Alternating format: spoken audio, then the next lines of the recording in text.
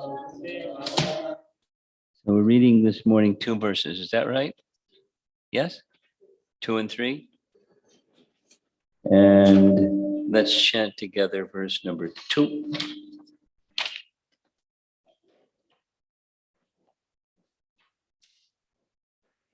Nahyasya suraganai.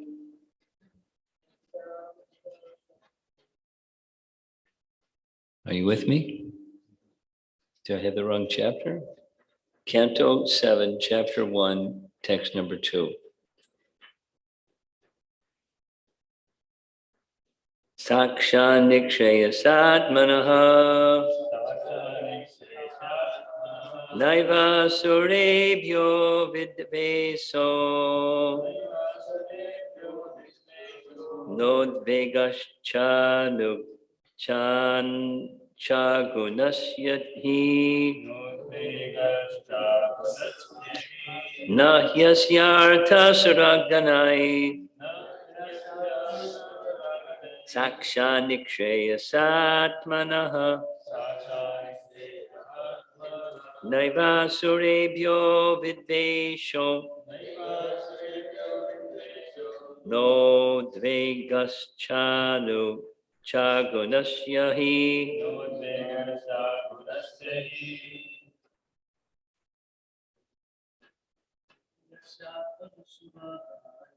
nahyasya suraganai Saksha nikshaya satmanaha naiva surebhyo vidvesho nodvegascha gunasya hi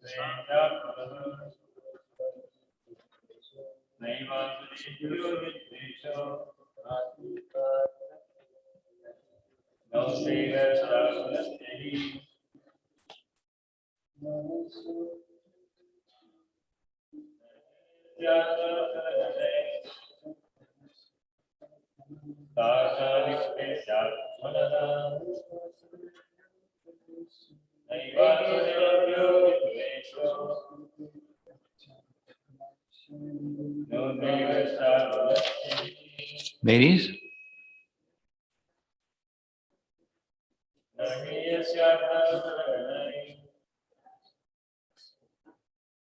Saksha nikshaya satmanaha naiva surebhyo vidvesho no vegascha gunasya hi na not he certainly asya his artaha benefit interest sura ganai with the demigods sakshat personally nikshayasa of the highest bliss atmanaha whose nature na not eva certainly asurebhyaha for the demons vidveshaha envy na not udvegaha fear cha and agunasya who possesses no material qualities he certainly. So both verses are discussing the same point. Let's hear the translation and purport. Lord Vishnu himself, the Supreme Personality of Godhead, is the reservoir of all pleasure. Therefore, what benefit would he derive from siding with the demigods? What interest would he fulfill in this way? Since the Lord is transcendental, why should he fear the asuras, and how can he be envious of them? Purport. We should always remember the distinction between spiritual and material. That which is material is infected by material qualities, but these qualities cannot touch that which is spiritual or transcendental. Krishna is absolute, whether he is in the material world or spiritual world. When we see partiality in Krishna, this vision is due to his external energy. Otherwise, how could his enemies attain salvation after being killed by him? Everyone who deals with the Supreme Personality of Godhead gradually acquires the qualities of the Lord. The more one advances in spiritual consciousness, the less he is affected by the duality of material qualities. The Supreme Lord, therefore, must certainly be freed from these qualities. His enmity and friendship are external features presented by the material energy. He is always transcendental. He is absolute. Whether he kills or bestows his favor. Purport. Okay, paragraph. Envy and friendship arise in one who is imperfect. We fear our enemies because in the material world, we're always in need of help. The Lord, however, does not need anyone's help, for he is Atmarama. The Lord says in Bhagavad Gita 9:26, Patram pushpalam palam toyam yo me bhaktya prayachati tadaham bhakti uparitam ashnami prayatat manaha. If a devotee offers me with devotion a little leaf of flower, fruit, or water, I shall accept it. Why does the Lord say this? Is he dependent on the offering of the devotee? He is not actually dependent, but he likes to be dependent upon his devotee. This is his mercy. Similarly, he does not fear the asuras. Thus, there is no question of partiality in the Supreme Personality of Godhead. Text number 3. I'll just read the translation. Oh, greatly fortunate and learned Brahmana, whether Narayana is partial or impartial has become a subject of great doubt. Kindly dispel my doubt with positive evidence that Narayana is always neutral and equal to everyone. Purport, short purport. Since Lord Narayana is absolute, his transcendental qualities are described as one. Thus, his punishments and his offerings of favor are both of the same value.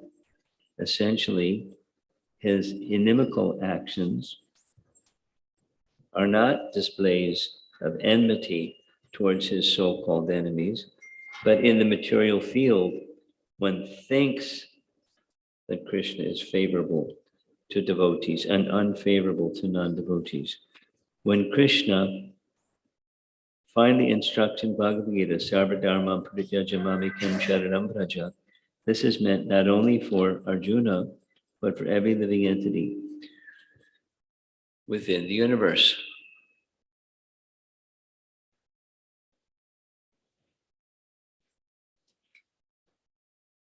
Because this comes at the beginning of the whole canto, it means the topic is going to be explored throughout the canto in different ways, but it's setting a foundation, and upon the foundation you build something. So the building of something is to resolve, perfectly and from many different angles and, of vision, the fact that the Supreme Lord is indeed neutral.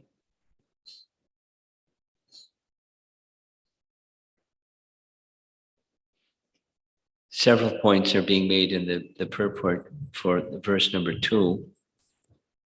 One of them is to see a partiality has to do with our consciousness, not the Lord's partiality. If we're seeing with material conceptions, this looks like favorable or partial, and that looks cruel or not having the same disposition towards the recipient. That's material. The vision of partiality is material vision. Next point is the Lord is Atma Rama, so he has no requirement for, because the question is, what is he, by what happiness can he derive by showing partiality towards the demigods? And the answer is he doesn't, there's no partiality towards the demigods. That's a material conception. And in fact, the Lord is Atma Rama, so there's nothing he needs to fulfill. If there's nothing he needs to fulfill, then it leads to the next question. Why does he do anything? Because from a material conception, people do something to get something. Say it negatively. Is there anybody in this world that does something without the intention of getting something? And even if it's, subtle satisfaction, supposing an act of kindness, an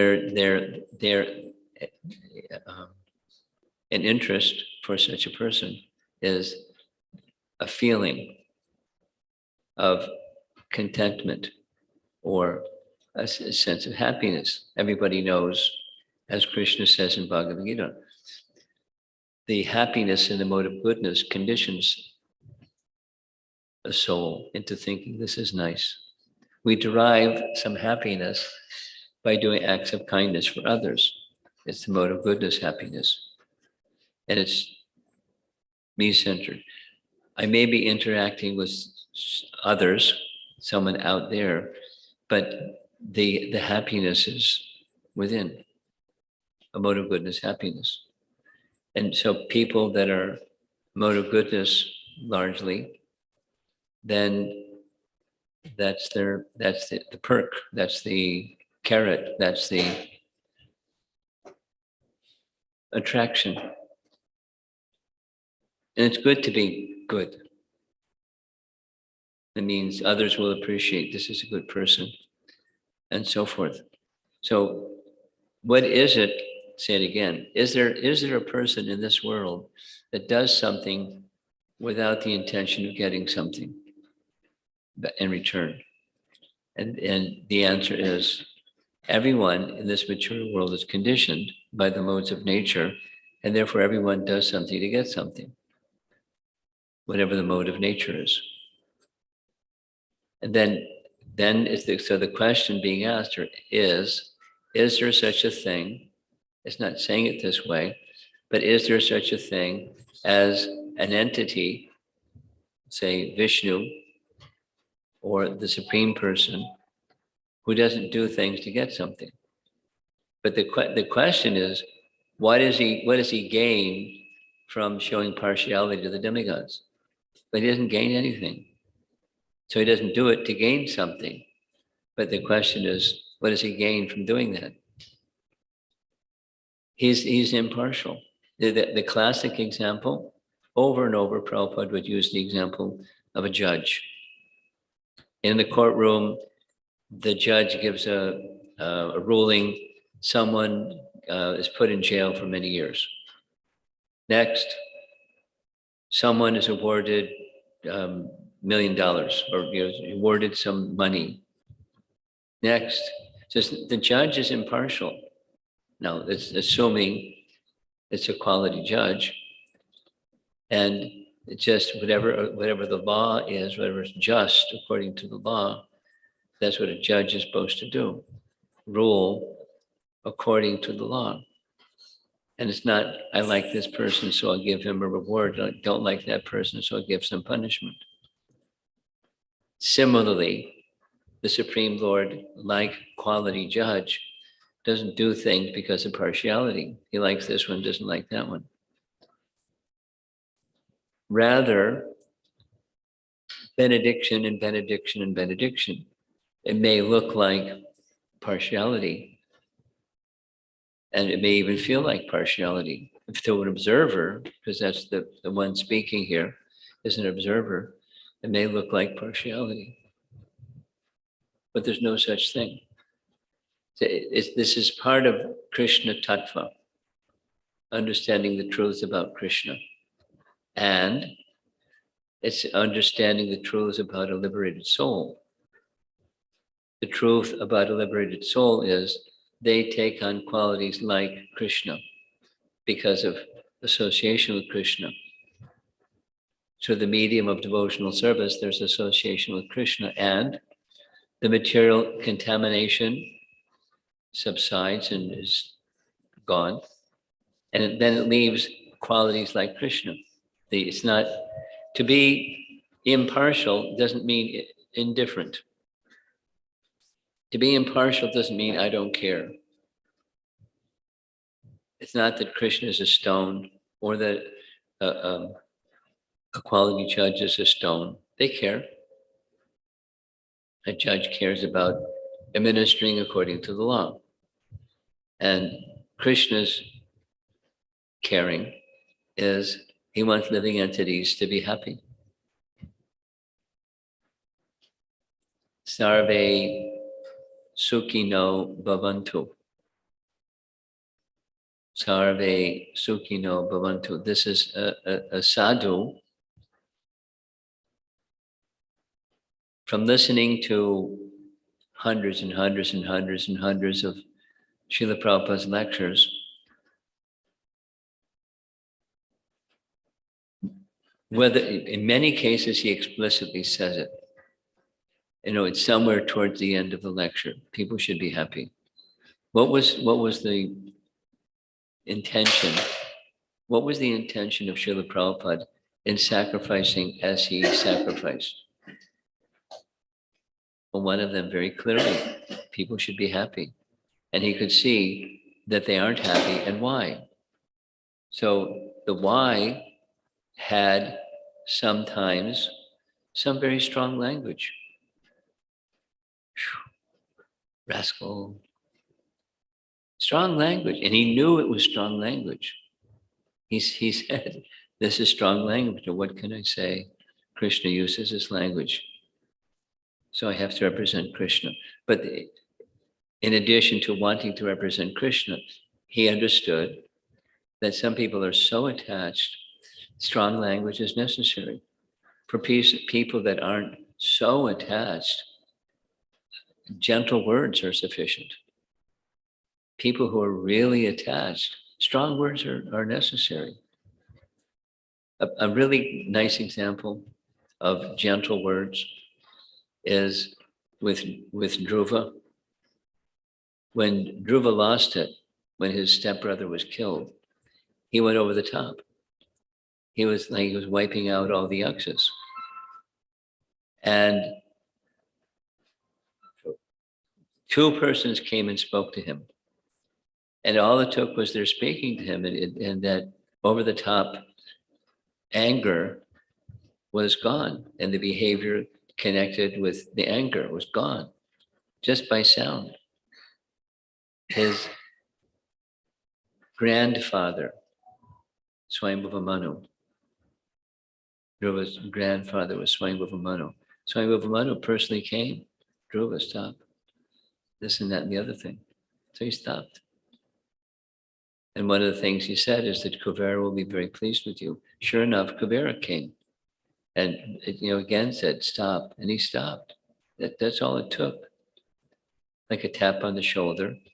Please stop. That's all. So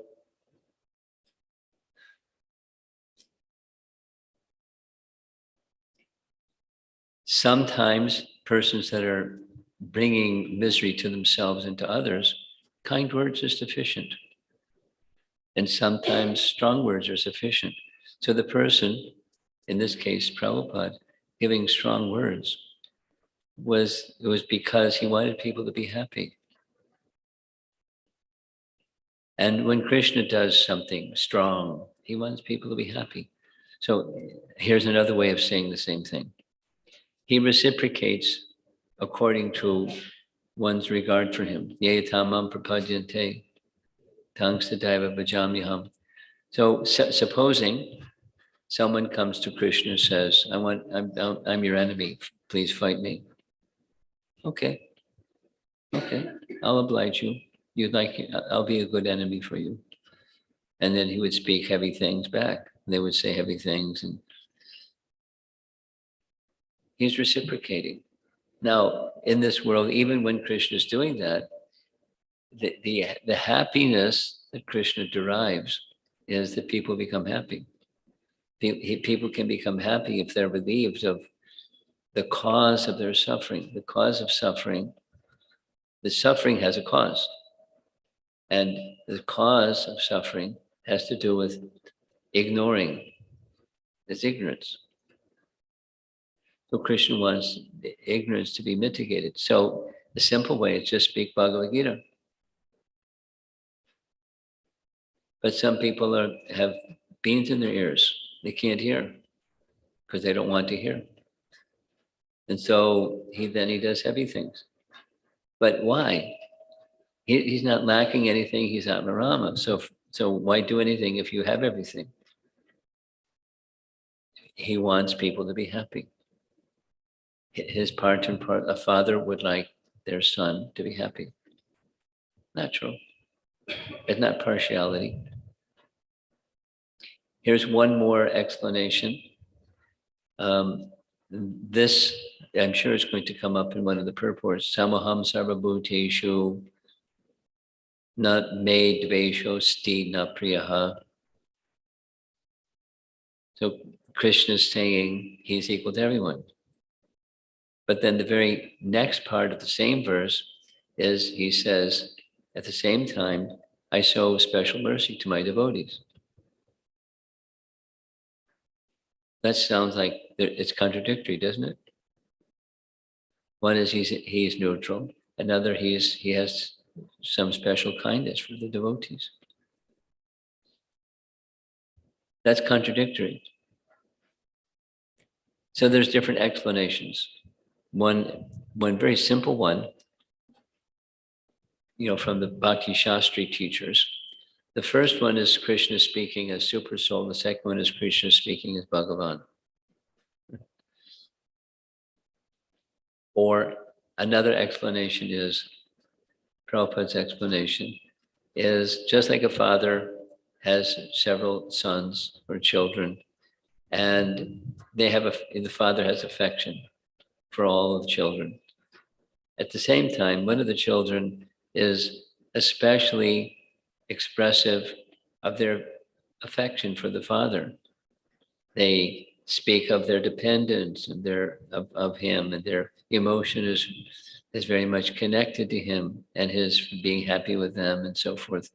So naturally, although love is flowing from the father to their children, his children, a special affection is going to those who show special affection. It's not a fault. It's natural. It's in this world as it's natural. What to speak of the Krishna. So it's not that the valve goes favorable to those who are very dependent and the valve shuts for those that are not. He's just reciprocating with their interest for him. Here's a little practical example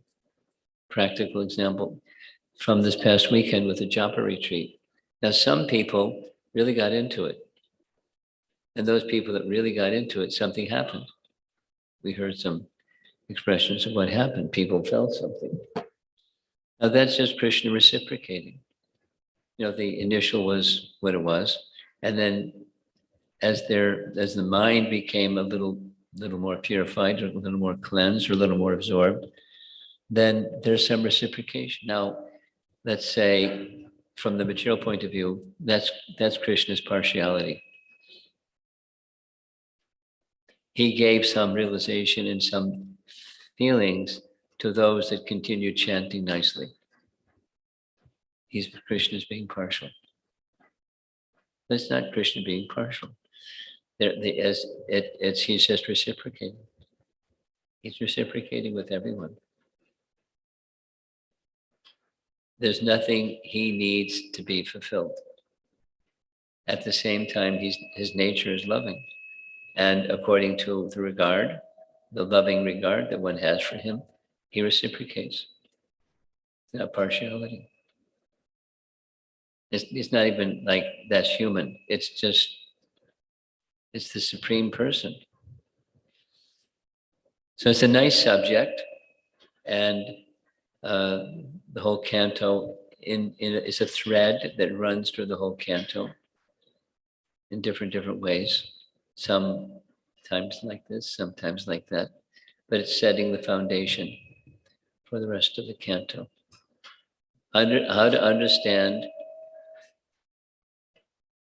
just like Krishna says in Bhagavad Gita, by understanding these two things, janma and karma of Krishna, then you know more birth in this material world. So going deeper, as the Bhagavatam does, what's the character or the transcendental nature of Krishna's activity? It's this question that's being asked at the beginning of this chapter is pursuing an aspect of the transcendental nature of Krishna's activity. So to understand the transcendental nature of Krishna's activity, Srimad Bhagavatam helps a lot. Is he partial or not? Looks like. From material yardsticks, it looks like. It must sure look like. And if it's not, then what is it? It's a nice topic. Nice transcendental topic. Again, my apology, I got my days mixed up. So we're late, but you're all very kind. So let's see if there's some discussion. Yes, yes. One question comes to mind is when you talk about reciprocation. So Grihasthas cannot obviously do more stuff which is like brahmachari or dedicated temple. So does Krishna consider that, and how does he reciprocate in that case? How does what? What's the question? How? How does Krishna reciprocate in that sense? How does Krishna reciprocate with a householder that can't do what a brahmachari does? Right. Or like a practical children or That's also service. I mean, it's the definition of service doesn't change. Rishikena Rishikesha Sevanam. The context changes. Now, there's a particular challenge for a householder because the reason for marriage and the reason for children is the happiness in marriage and the happiness with children. Now, it's not always happiness. There's sometimes some turbulence with children, etc. But that's a kind of happiness, training and etc. Loving exchanges with children according to their nature. So now, and their age and everything else. So it's the context is different, but it's the principle isn't different. Krishna is to be pleased. One could say there's more of a challenge in household life because there's more complexity and more of a tendency to insert one's own happiness within the circumstance or unhappiness within the circumstance. And in contrast, a brahmachari in a temple, etc., there's less complexity. But then everything depends upon the nature of the grahastha or the brahmachari.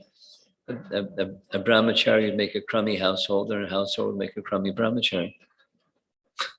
You have to be, it has to do that which suits your nature. And then the principle applies. Just looks different.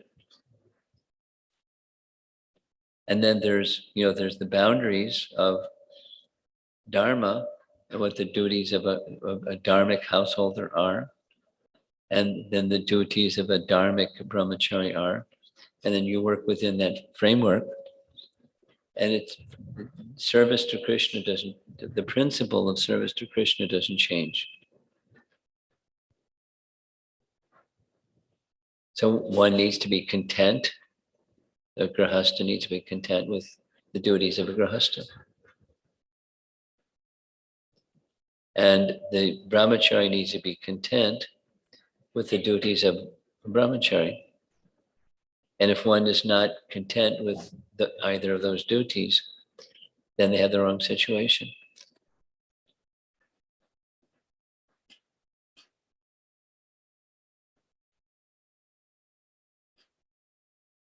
Or there'll be discrepancy in the discharge of their duties.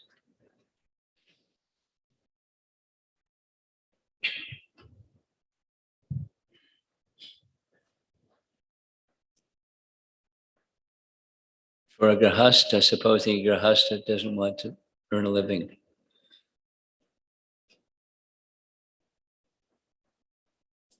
then they shouldn't have become a grahastha. And they're earning a living, then I have the opportunity, service opportunity, to manage the resources that come in a way that Krishna's pleasure is being found or served. Brahmachari doesn't have that service.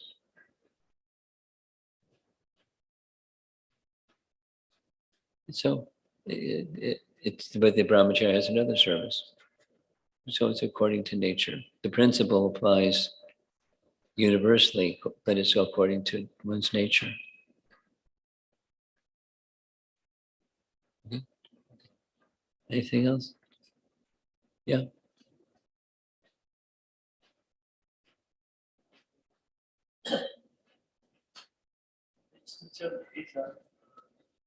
Labor. See, police Mm-hmm. sometimes Sometimes, yeah. Yes. They also see the same. They also do what? They also see the same. Yeah, equal. Yes. Yes. Yes. Everything is happening here, good or bad. It's all under the rule of the nature. Yes. That also controlled by God. Yes. And so he's doing everything. And then what? He's doing everything. He's doing everything. His energies are doing it. Because we put the circumstances like food is Yeah. I want to add it and say, it's not that he does everything. His energies do everything. yeah, that means he put the condition. That means he put like he make the environment. Suffering, food, suffering or happiness. Yeah. Yes. Through the moods. Yeah. Mood of nature, controlled by the people. Yeah. But actually, in a sense, there's everything done by him because of the everything created by him. And then why worried? This thing, bad thing happened. This is good thing happened. We're supposed to be not to worry about that. It's my question like come like that. Maybe we shouldn't worry because it's everything done by Lord. Well, a couple of edits in the way that you framed this. Again, it's not that it's done by him because he doesn't do anything, but his energies do. He sanctions and his energies do. but he is aloof or distant. Although he's conscious of everything. Prabhupada's example, the businessman, the industrialist, he's off on the golf course. But it's under his energy that the whole industry is moving. And he has people that report to him and say whatever he needs to hear. And then he makes adjustments. But it's remote. He's aloof. So it's not quite the same, but using the material example, Krishna is all-knowing, upadrashta, and anamanta. He just permits or says no. And then everything moves according to his energies. So that's just a detail of his involvement. The main concern, main point that you want to make is we should be worried because everything's being done by him anyways. Well, where the worry goes is our relationship, and this is the transcendentalist. What's the worry is my relationship. Am I locked in terms of my attitude and then aptitude, my ability to please him? And if something is, supposing there's a good outcome, supposing there's a bad outcome, we need not worry about the outcome. We need to concern ourselves with the consciousness behind the activity. Was it done sufficiently properly with the mood of pleasing Krishna?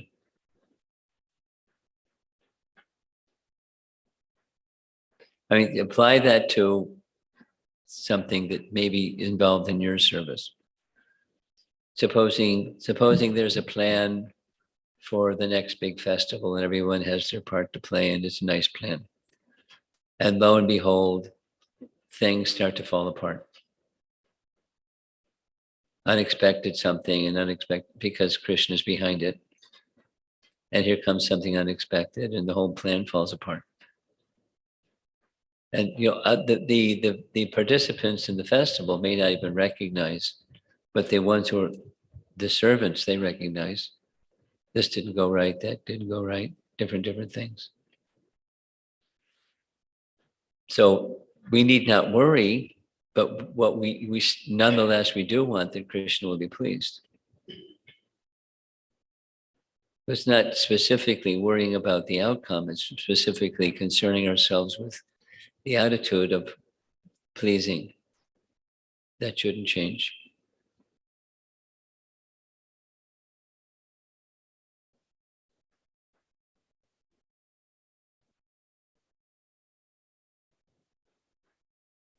Does that help? Yeah, I don't understand the English, I do not know, but it is here saying that since the Lord is transcendental, what does that mean? Since the Lord is transcendental, Yeah, what does that mean? what does that mean when Right. people say the Lord is transcendental? Well, it's similar to the premise of what you said before. He's not influenced by the modes, not influenced by karma. He's not one of us. We're influenced by the modes and karma. We do things being pushed by those forces. Now, he's transcendental means while he oversees, he's not part of. When we try to oversee, because we still are influenced by the modes, we become affected by things go bad or things go well. We find happiness. So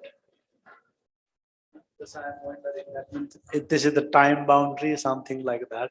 But time boundary, maybe I thought like that. Since he is transcendental mean, and then I think this is the time boundary or something. Because well, but it's the transcendental autocrat, using Bhaktisiddhanta's language, Krishna. he hasn't, he's not time bound, or there's no time boundaries on him.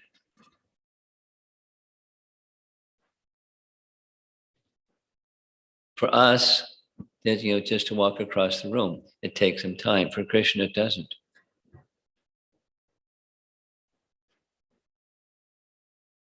It just was preparing for Krishna's killing Dantavakra. Krishna's killing Dantavakra took place immediately after Krishna killed Shalva.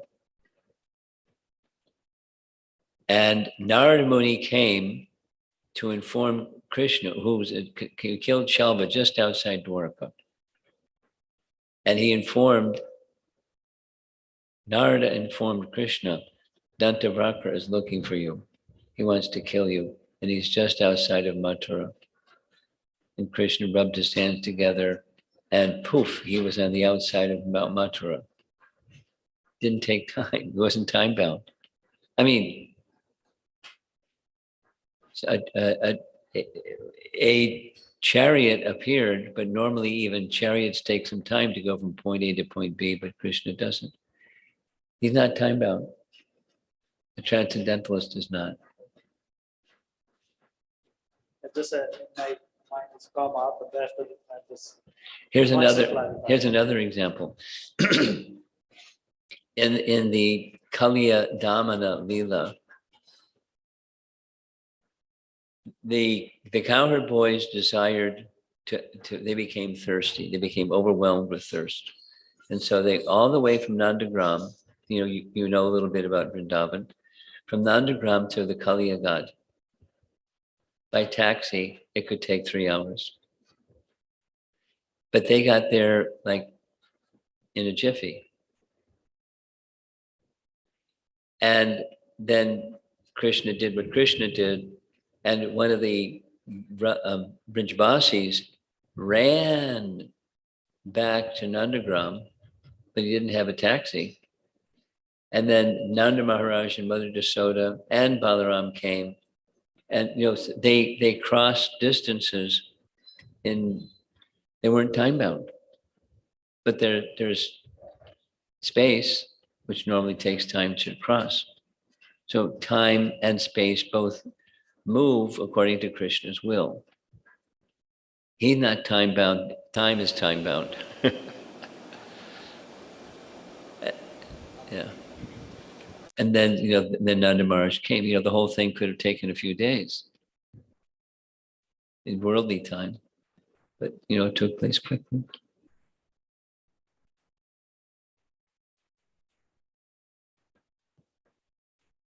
Anything else?